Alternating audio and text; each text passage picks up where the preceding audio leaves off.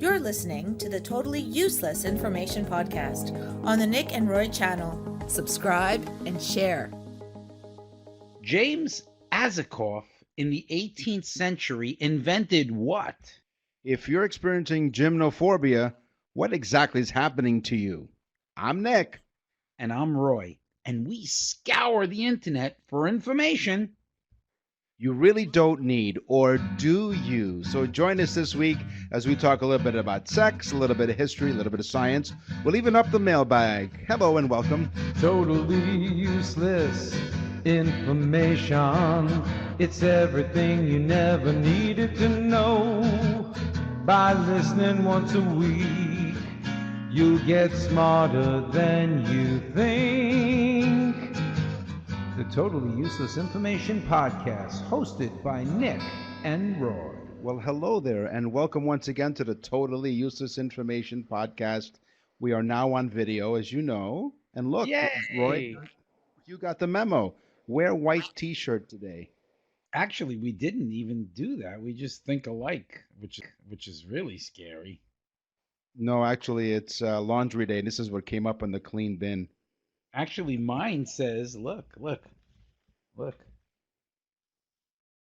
Eat at Joe's. No, one-man show by Music by Roy. That's you. That's right. Musicbyroy.com. That's a shameless plug. Yeah. And then you got to Is see it my okay? fat belly, too. No, it's okay. The video adds 5 pounds. Yeah. So, are you feeling... Corona quarantine, it's 5 pounds. You know what also happens? You know what happens at this time? It happens when you get a little sexy. Yeah. Oh, You yeah. turned on the candles. Actually, it's a bright day today, but it's okay. Bow wow, bow wow, bow wow, bow wow. Oh, yeah. All about sex. Oh, yeah. Totally Useless Information Podcast. And because we have to do this, but for legal reasons, we have to tell you about this way. The following segment of the Totally Useless Information Podcast may be too sultry and too sexy for some listeners. To the rest of you, please keep your hands where we can see them. Nick and Roy are not responsible for any monkey business as a result of this segment. I know, I'm holding the microphone with the other one. I was going to say, I only saw one hand. What the hell? I'm like, oh. So, Match.com, you know the dating site Match.com? No. Quite successful. In 1993, Gary Kremen saw some potential in online dating, but the rest of the world wasn't ready for it. But you know what? He created Match.com anyway. And what he did was he got everyone in the office to create a profile on the site, including his then girlfriend. This trick helped the company grow to a great number of users. His girlfriend, however, met another man on the site and left him for this other man. Which was okay because he could just hook himself into the site. No, but here's what Gary says. That's okay. Although it was painful, at least I know the site does work. Oh my God. This is scary. Is this the food? Is this the food section? No, it's sex. Oh, I thought it was the food section. Well, I'm going to give you an ingredient list for semen. Citric acid, amino acid, fructose, enzymes, phosphochlorine, prostaglandin, potassium, and zinc. That is an ingredient list for semen based on a 2,000 calorie diet per day. I didn't get that. No artificial colors or flavors. I'll give you my teaser. Gymnophobia. Gymnophobia is the sense that someone is mentally undressing you. Now, you get that feeling, right? Or that a person is viewing you with no clothes on, even though you're fully clothed. I get that feeling a lot when I'm around women. They tend to do that with me, and it is uncomfortable. It makes me feel like a piece of meat. Gymnophobia. So you suffer from gymnophobia. I know, I do. I feel it constantly. It's upsetting to me. Okay. This gives me hope, Nick, what I'm about to discuss. It gives me hope. The most common reason for abstaining from sex for teenagers, the most common reason. Now, I would have thought pregnancy, STDs, whatever. 38% of females and 31% of males say it violates their religious belief. Wow. So there's hope for the world. There is. Impotence was a crime in France at one time. You know, everyone knows you love the French people. Oh, you gotta love the limp French. Impotence was a crime. In the 1500s, women could actually charge their husbands with impotence. He would have to come to court and he would have to become erect and prove that he can ejaculate in the courtroom. If he failed, he could demand a trial by Congress and attempt to have sex with his wife in front of experts. So he'd literally have to come to court. Yes, but in most cases, according to some more research I found here, in most cases, the judges ordered a mistrial due to a well-hung jury. I'll tell you the truth. Could you imagine having a lawyer there and say, I got to hand it to you? Oh, my God. Yes.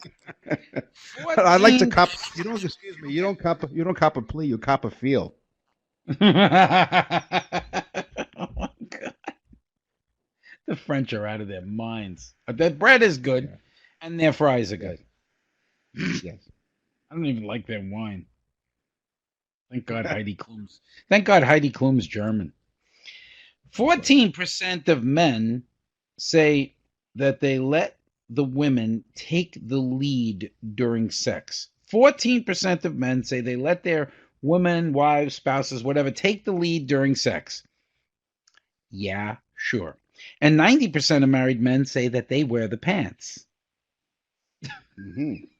Yes, that's right. We know it's not true. But here's the thing, though. So if you're wearing the pants, you're not having sex. Yes. And what is it? What was the percentage again about who's leading? Like who wants to lead? 14% of men say that they allow the woman to take the lead during sex. Right. Yeah. Well, who else? Of course it is. Who else is going to hold the leash?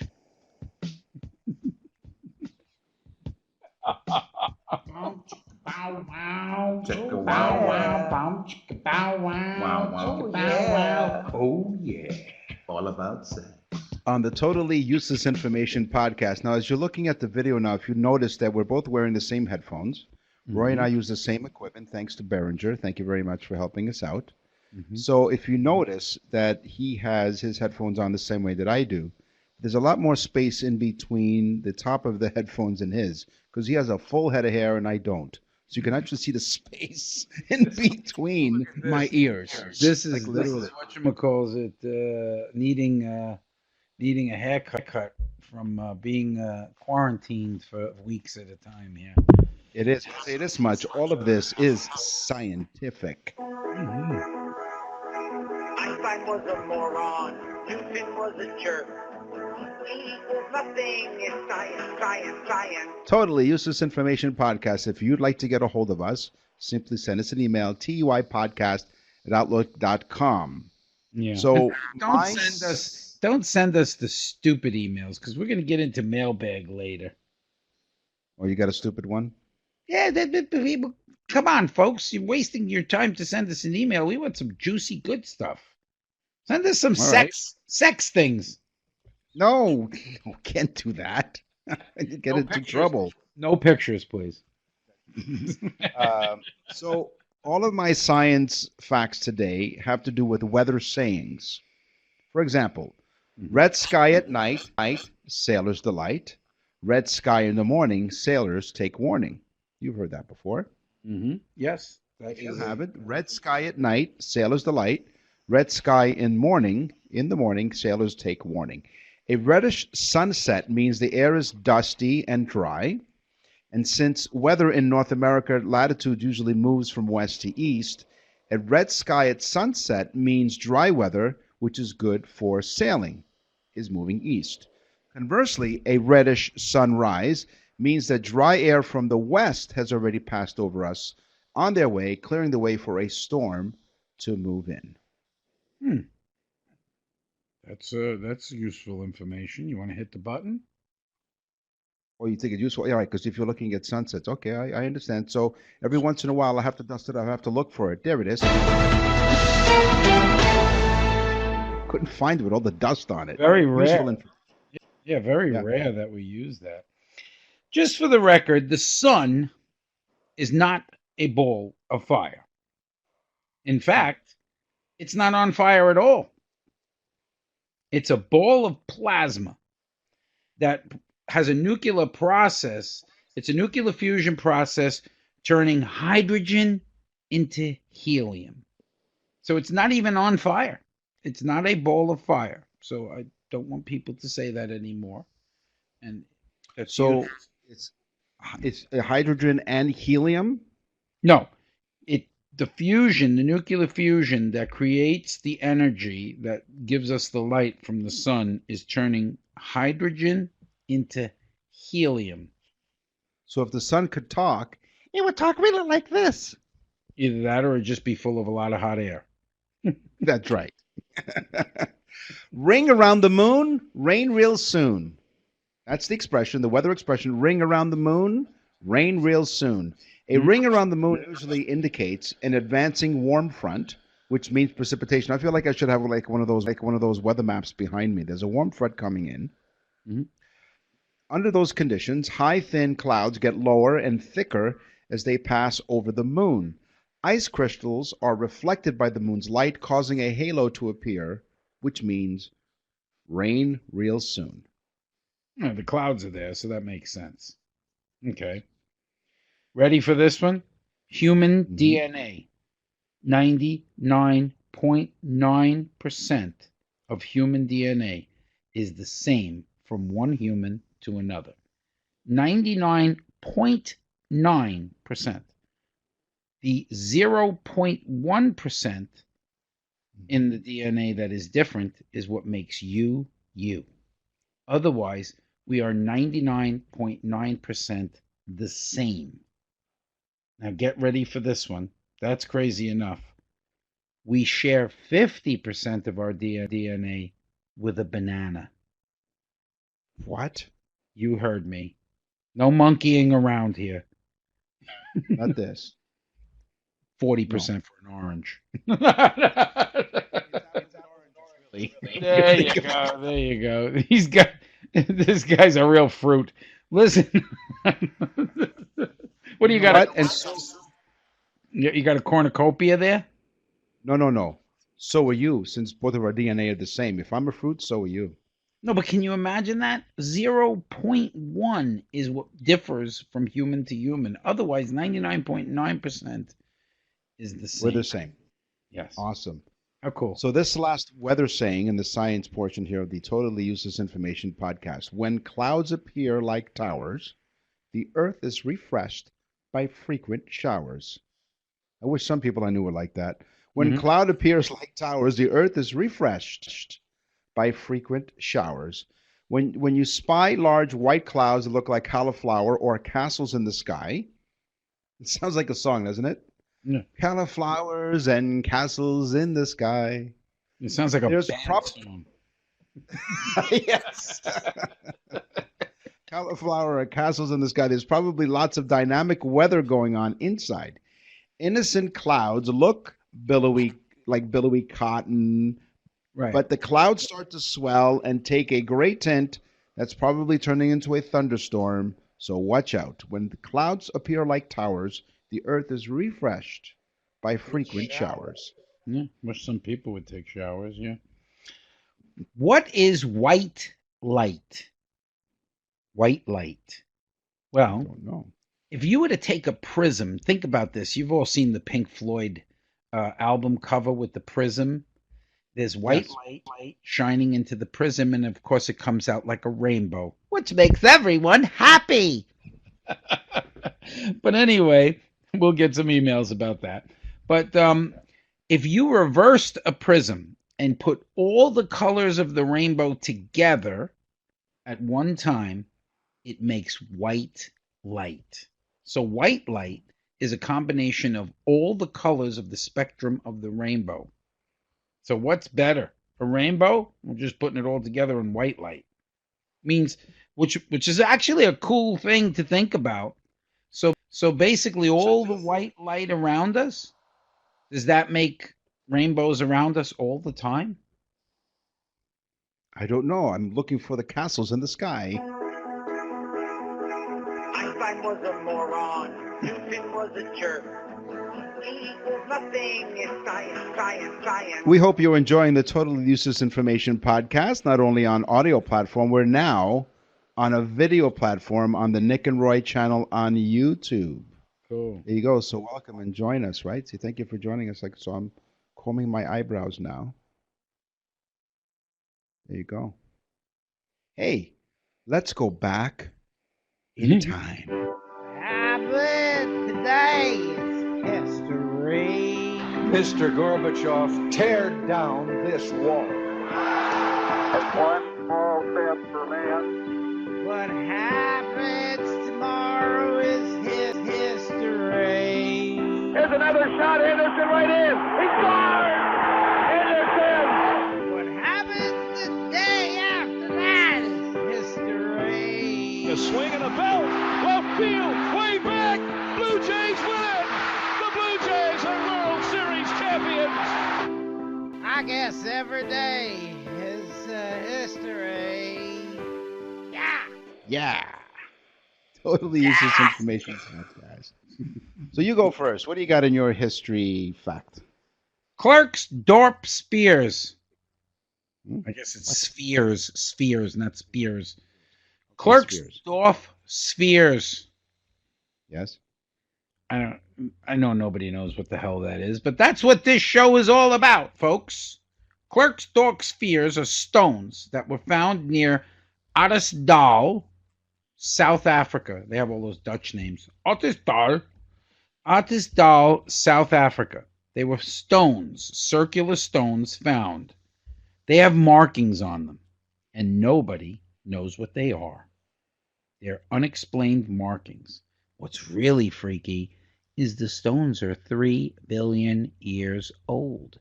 They're from the original startings of the universe, 3 billion years ago. Klerksdorp Spheres. Freaky. Yeah. And hey, if you want to get your rocks off, find out how old they are. Is this the sex section? No, it's not. It's not. A Clash of Kings. So if you remember a deck of playing cards, you have the 4 suits of kings, right? Mm-hmm. The 4 suited kings in a traditional deck of cards actually represent historical kings.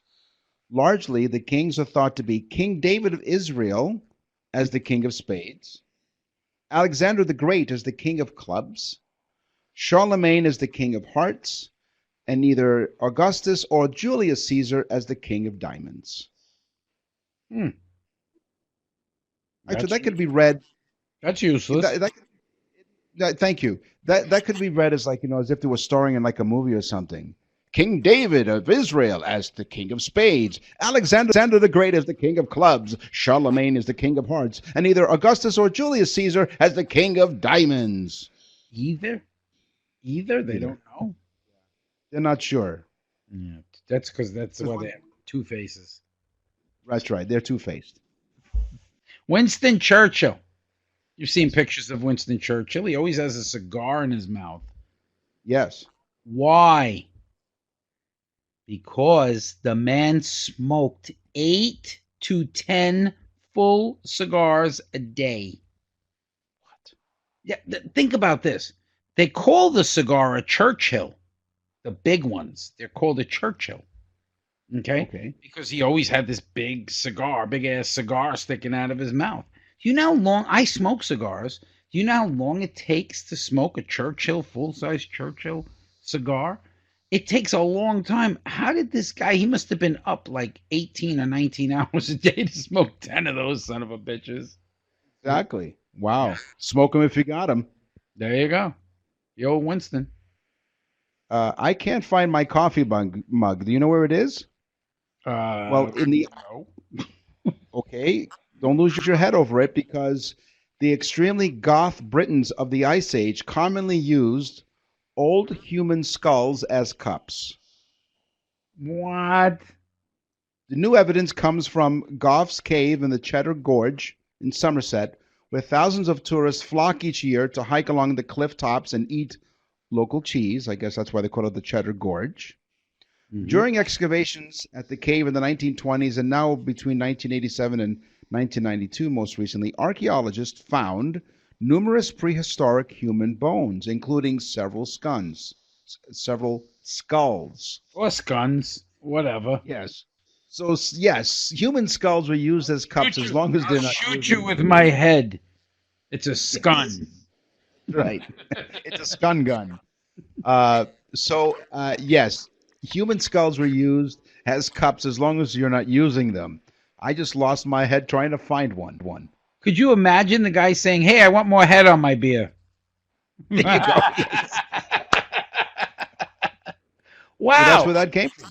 Yeah. That is crazy. That's crazy. So they would take a skull and use it as a cup. That's right. A mug, maybe. Maybe they put a little handle on it and be, whatever. Yeah. Wow.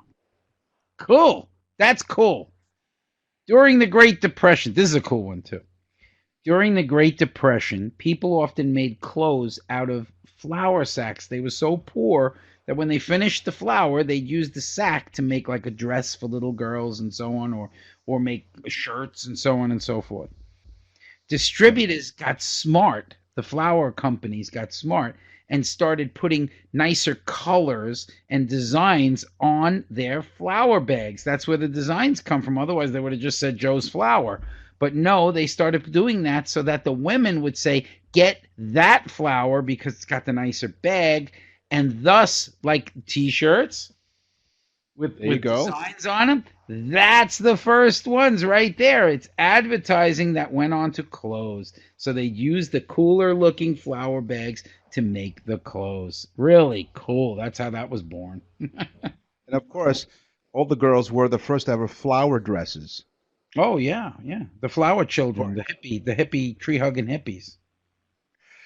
King Tut. You remember King Tut? Oh, I remember him well. We hung out. King Tut. Listen, I'll tell you who else hung out. King Tut's parents. Nick, I knew his mummy, too. Hold on. Speaking of his mummy, his parents were closely related. Like, really close. Like, his mother and father were actually siblings. What? Yes. That's not right. A marital arrangement that was not uncommon for Tutankhamun among the ruling classes at the time. King Tut's mummy was probably his aunt. Some experts disagree, however, and say his parents were actually cousins, because that makes it much better. Oh, my God. It sounds like the royal family.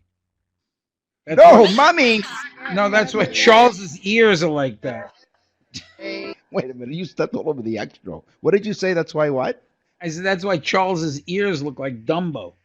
Because his sister's mother. Every day is history.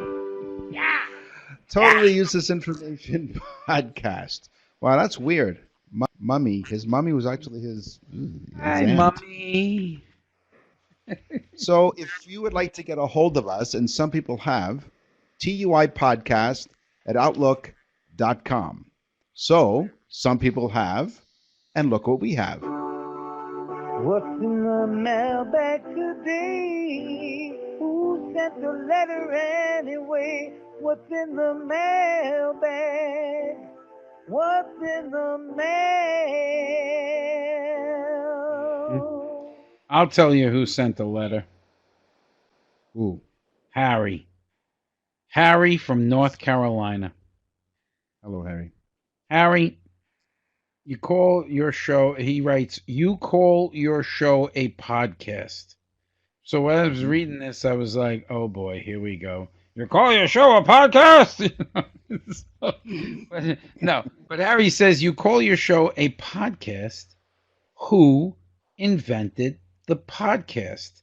He says, if you guys are so smart, who invented the podcast.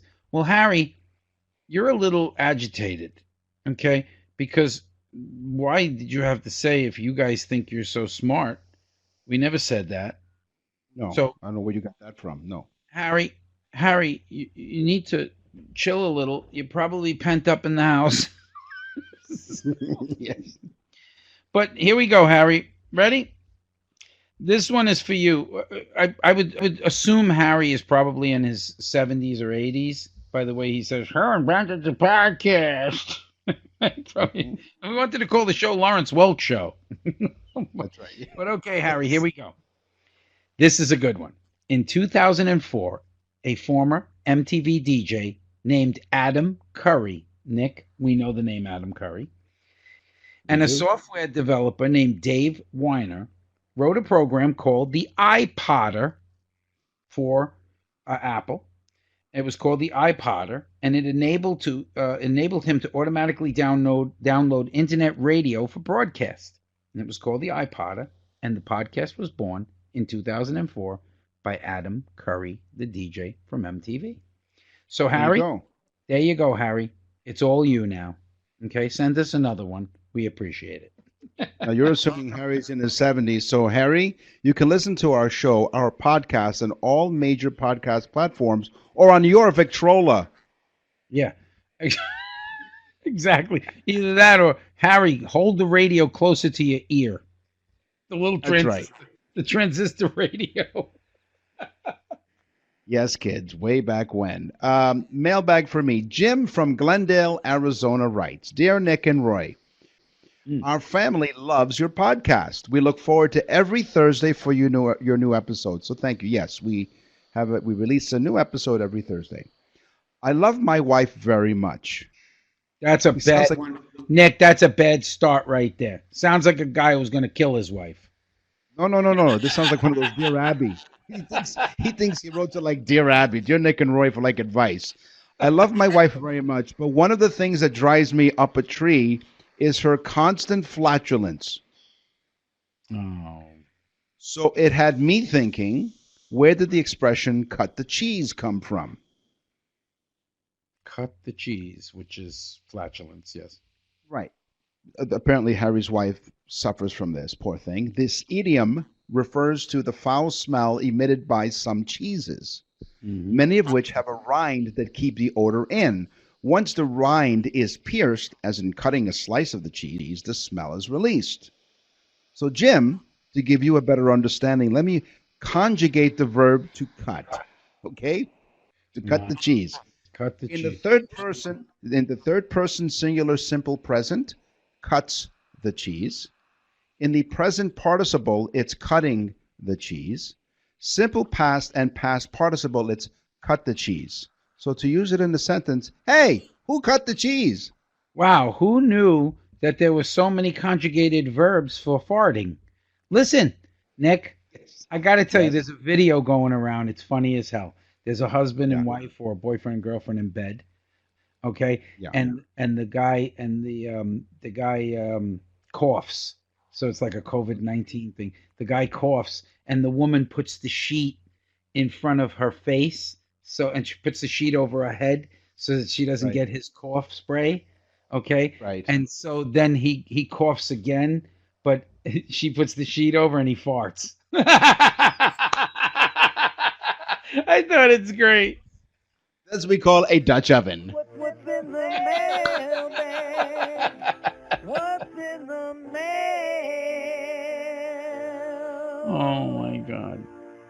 Yeah, totally. I've never ever done that. Totally useless information podcast. We talk way too much about urine and farting and what else can we talk? Those are natural things. Those are natural things that that happens. But I think, do we just come up with this or do we invent it? We invent it. Innovations, ideas. The Totally Useless Information Podcast presents Inventions. Everyone knows cut and paste because you do it all the time. You're writing an email and you cut and paste. Well, does anybody know who invented it? Excuse me. Well, let me introduce you to... Excuse me one second. 1 second, please. Yes. Cut, like cut the cheese. Cut. No, not cut the cheese. We're done with cutting. This is cut and paste like on your computer. Okay? No. That doesn't stink. Cutting and pasting doesn't stink. We hope. Larry Tesler is responsible for that. He was a computer scientist who worked at Xerox, Amazon, Yahoo, and Apple. So his most famous invention, the cut and paste command, was reportedly based on an old method of editing in which people would physically cut portions of printed text and glue them elsewhere.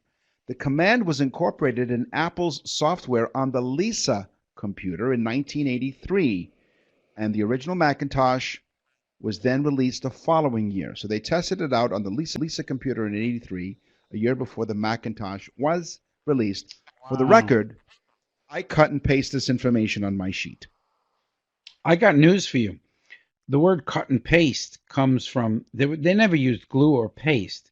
It was wax, literal wax, clear wax. And the machine had two rollers on it, like this.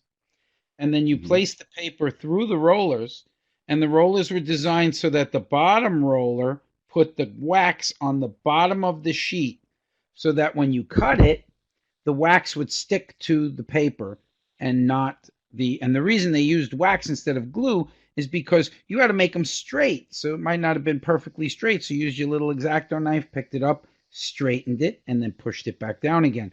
When you were completely done, you'd take a roller and go like this across all the text to make sure that it was stuck down. I know that was a long-winded answer, but that was called waxing a board. The flask tie. This is a real thing. The flask tie. Okay? You can actually buy this. I don't suggest you buy it because it's a good way to lose your job or maybe lose your driver's license. But the flask tie has a little bladder inside of the tie portion, and you can fill it with liquor. In fact, you can fill it with 8 ounces of liquor, which is a couple of shots. Wait, hold on. I'm filling my tie now. Hang on. It was invented by Stephen Anthony, who had plenty of time to invent this when he lost his license, I guess, for drunk driving. So he was home a lot. And he actually invented the tie flask. What was on his mind? Really? He was like, well, I'm at work and I'm just fiddling around with my tie. Oh, geez, let's fill it with liquor. That's right. The TV dinner. At the time it was introduced, televisions were a status symbol and a growing medium. The name TV dinner sounded like the product was made for convenience. Well, guess what? It was. Who was responsible? The Swanson brothers, Gilbert and Clark Swanson, came up with the concept of the TV dinner, while their marketing and advertising teams developed the name and design of the product. Betty Cronin, a bacteriologist who was also working for the Swanson brothers at the time, also worked on the project, taking on the technical challenge of composing a dinner in which all the ingredients took the same amount of time to cook, which was quite, challenging because the meat's a little bit thicker, and then maybe the vegetables would cook before the meat did. So she had to synchronize. It was, instead of synchronized swimming, it was synchronized cooking as a new Olympic sport.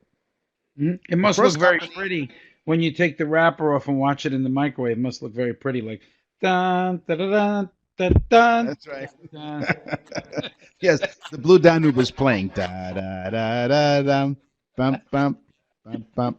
The first company to use the name and successfully market the TV dinner was Swanson. Cool. Well, that makes sense because everybody knows Swanson TV dinners.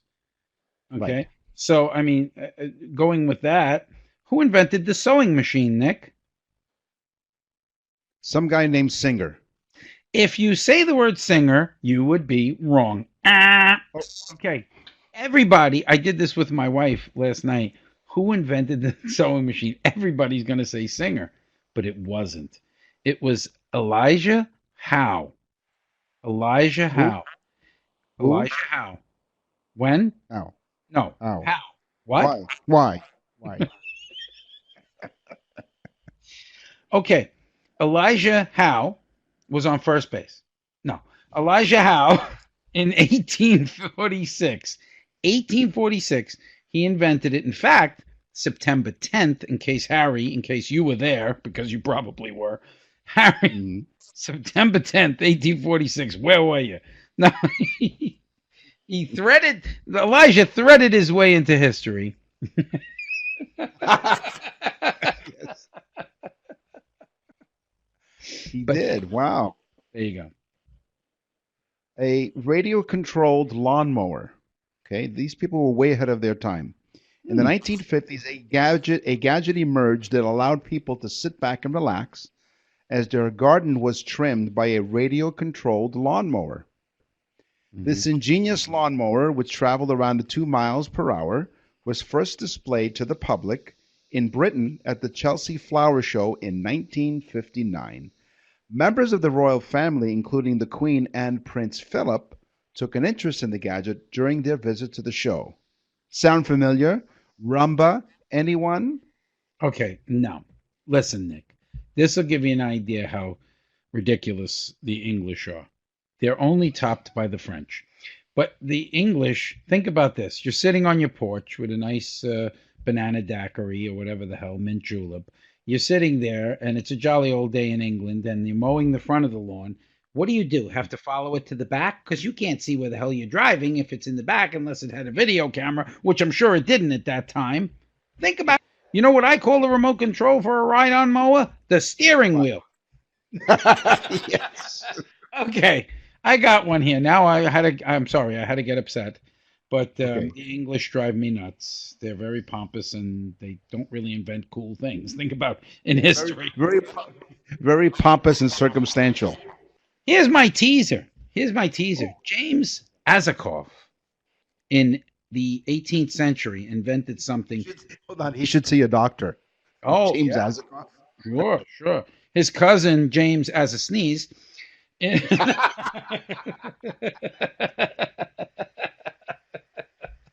Yes. And his sister, Harriet Vomit.